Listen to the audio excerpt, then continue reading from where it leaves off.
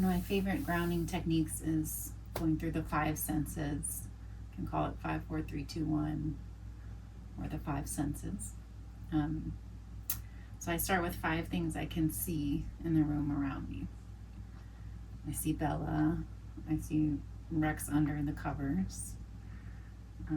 I see my yoga mat. I see my block and strap. And I see my phone recording me. 4 things I can hear. I hear the dehumidifier in the other room. I hear a car going by. I hear Rex's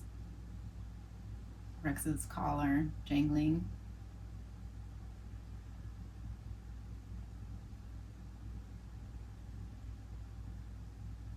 And that's it. That's nice. So that was only 3. So in that case, I will do 4 things I can feel with my body. I can feel my legs underneath my palms. I can feel the top of my feet touching my yoga mat.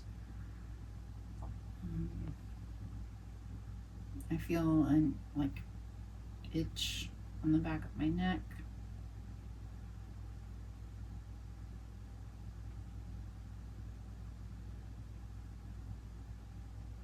And a little dampness in my clothes from being outside in the rain. 2 things I can smell: the air freshener plugged in behind me.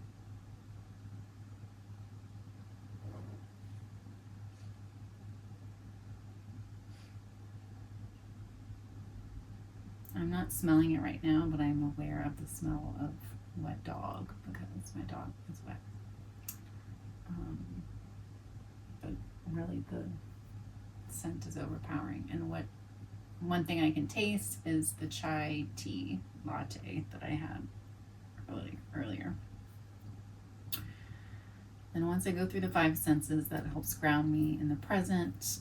What I like to do next is identify an emotion that I'm feeling, and I'm feeling disappointment.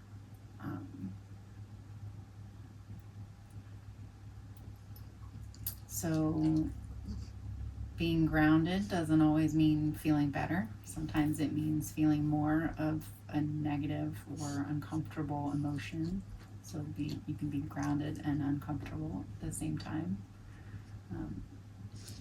So to that end, sometimes we can invite then a change in the emotion to feel more comfortable emotion, or a change in the physical experience to feel more comfortable in the physical space. So if I'm a little bit cold, maybe I put on another layer or put on the heater. If I am smelling something that is bothering me, I can change that. I could taste something pleasant or cold or hot. I'm not going to try to change feeling disappointed. That's all right. I'm going to go with that. But along with that, I'm also going to feel proud of myself for doing this practice and following through on something that I wanted to do. I can feel disappointed and proud at the same time. Okay, so just to start, I'm going to bring my arms back behind me, interlace my fingers to get a stretch in my upper back. Taking a deep breath.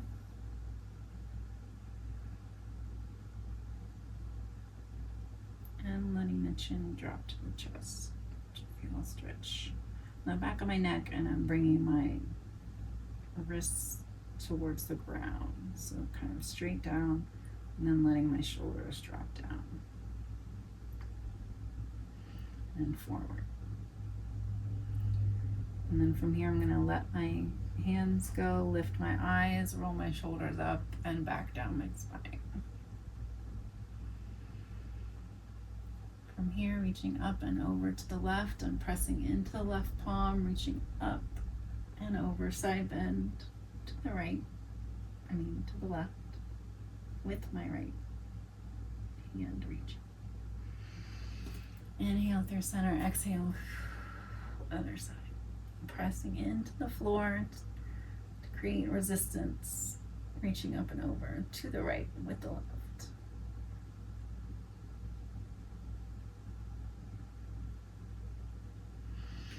And inhaling back through center. Here, I'm coming right into downward facing dog.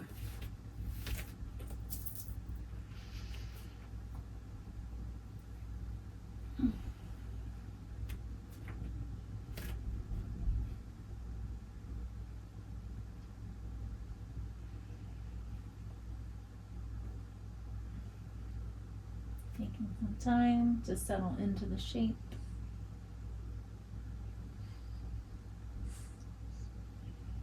Maybe straightening one leg at a time. I am still unable to even straighten my legs. My hamstrings are so tight. That is a disappointment. Inhale, shifting forward to plank pose. Exhale, knees, chest and chin. Inhale, bringing the heart forward. Exhale, back through hands and knees, back to downward facing dog. Inhale, right leg lifts. Exhale, step the right foot between the hands. Low lunge. Leaving the left palm pressed into the mat. Reaching the right arm up for spinal twist, really pressing through the left heel. And trying to get one long line from fingertip to palm. Spiraling the chest up toward the ceiling. And inhale back to low lunge. Exhale all your breath as you inhale, left foot meets the right. Halfway lift, or more than halfway in my case. Exhale, fold. Inhale, arm sweep overhead. And exhale, mountain pose. Letting the eyes close, just noticing how it feels to be standing here now. Pressing through all corners of the feet. Feeling the shoulders stack on top of the hips on top of the ankles. And gently turning the head over the right shoulder. So only the neck is moving.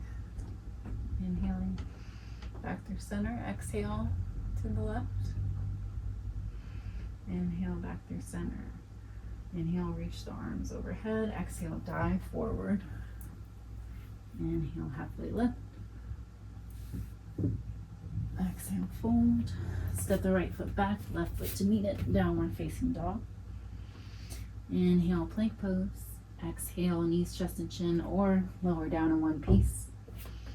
Inhale, upward facing dog. And exhale, downward facing dog. Inhale, left leg lifts. Exhale, step it between the hands. Low lunge. Finding length through the back of the right heel. Right palm into the mat. Left palm lifts to the sky for a spinal twist. Making sure this left leg isn't opening out. Bending what we're doing right now. Hugging it in toward the midline.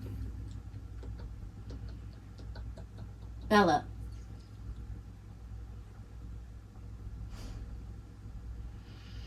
Back through your lunge and back to downward facing dog. Option for a vinyasa.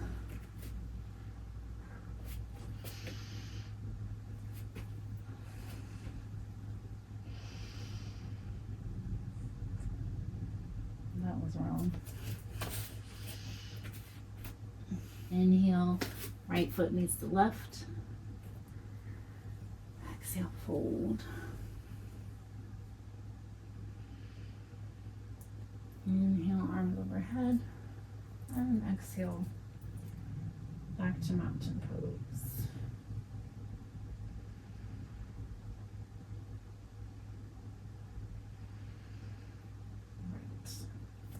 Because of the low ceiling, I'm not going to do more vinyasas, but you are welcome to insert them. I'm just going to go right into the standing pose. So pyramid pose, keeping the right foot forward, we'll take the left foot back, squaring the hips. So right hip draws back, left hip comes forward, as opposed to opening the hips, keeping them squared forward. Really, as if your big toes are touching, it's that same line, the same track. Option to use blocks, which I'm going to do.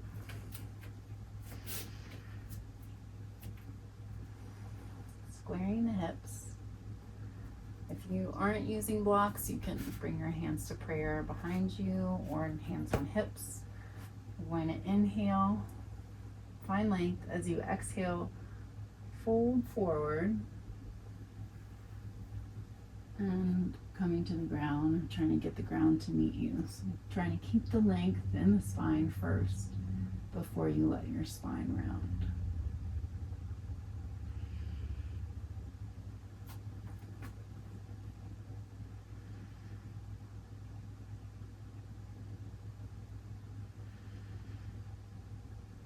Energetically drawing the right hip back and left hip forward to square the hips, feeling the stretch on the back of the right thigh. And inhale, raise the left heel. And we're going to come into warrior 3. You can move your blocks forward, keeping the foot flexed.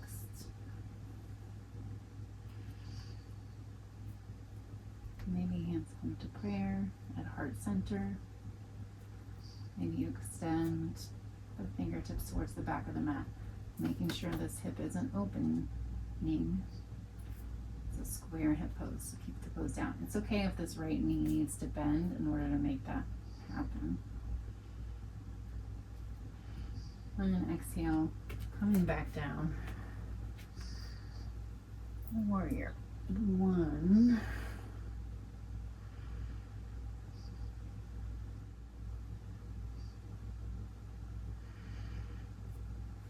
And then we're just gonna come wide forward fold. You can use some trusty blocks here too. Again, trying to find length. Hips are squared forward, so toes are facing forward, maybe even pronated, not turned out. And then letting yourself hang forward, trying to get the hips over the ankles. So sensation like you might tip over rather than sitting back or hyperextending into the back of the legs. Grab opposite elbows.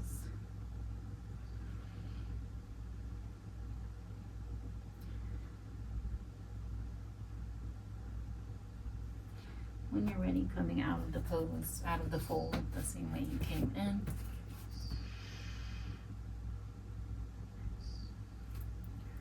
Bringing hands to hips, really kind of think of drawing your inner arches towards each other, hands on hips, and lift the heart. So we're stabilizing through the legs to help move our upper body.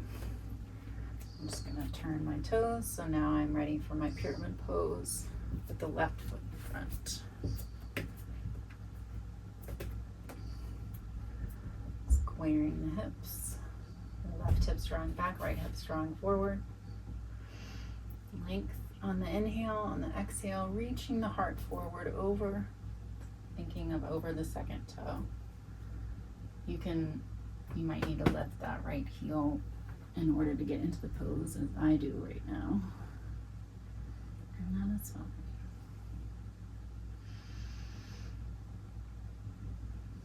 Trying to get full rounds of breath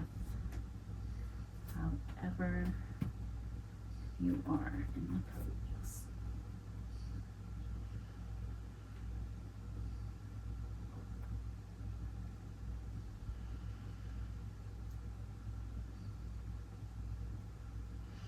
On an inhale, lifting the right heel.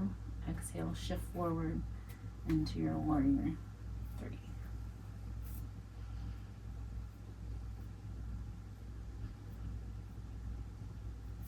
Making sure that hip stays down.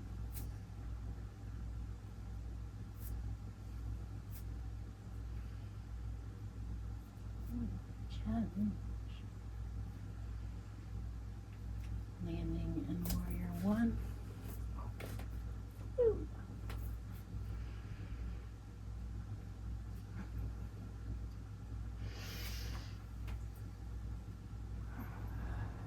Back to mountain pose. I'm going to come on to my knees, taking my left knee to the ground first, and then right, and then right knee back. So I'm in mermaid position. My right hand comes outside my right shin. I'm doing that same side bend stretch.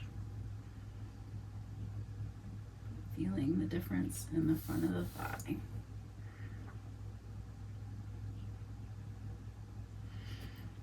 Nice stretch all along the left side body. On an inhale, coming through center, switching the legs. So right shin is in front. Pressing into the left palm, reaching up and over with the right. Making sure shoulders aren't collapsing, creating space. And up. Now coming into fire log, so I'm taking my left shin on top of the right. Lots of ped here. And working toward that stacked position. There's some distance here. That is all right. If it's painful or you have bigger distance, you can put a block there. Sitting up nice and tall, and maybe you fold forward here. A nice stretch all through here.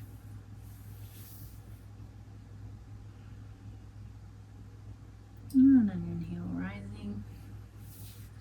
And exhale, switching the legs.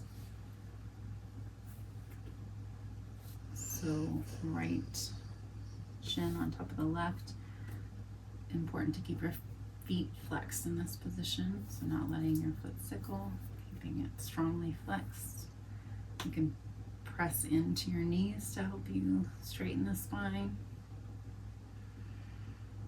Maybe you fold. Maybe reach the arms.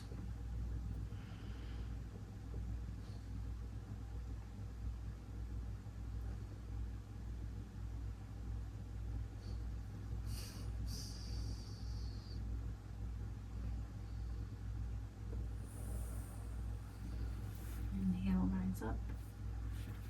And gently come out of this. And back to your comfortable seat.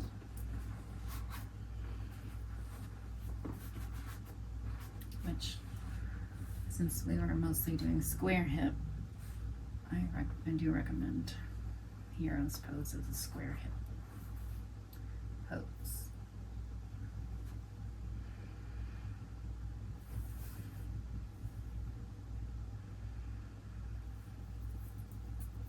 And now, I'm not going to go through all 5 senses again. Just a quick body scan to notice what I'm feeling. I feel a little bit cooler, temperature-wise, than I did when I started, which is interesting. And check back in with my feeling of disappointment. No change. Pride. No change. Is there another emotion?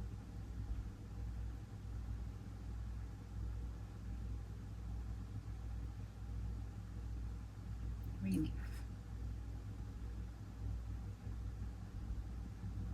The practice is over. I think maybe part of what I'm connecting with this week is it doesn't have to feel good to be good for you. It's still work and it still has value, even if it's not meeting your expectations, even if it's not changing emotions that you feel or the satisfaction that you feel. And that can apply in a lot of different areas. Thank you for joining me.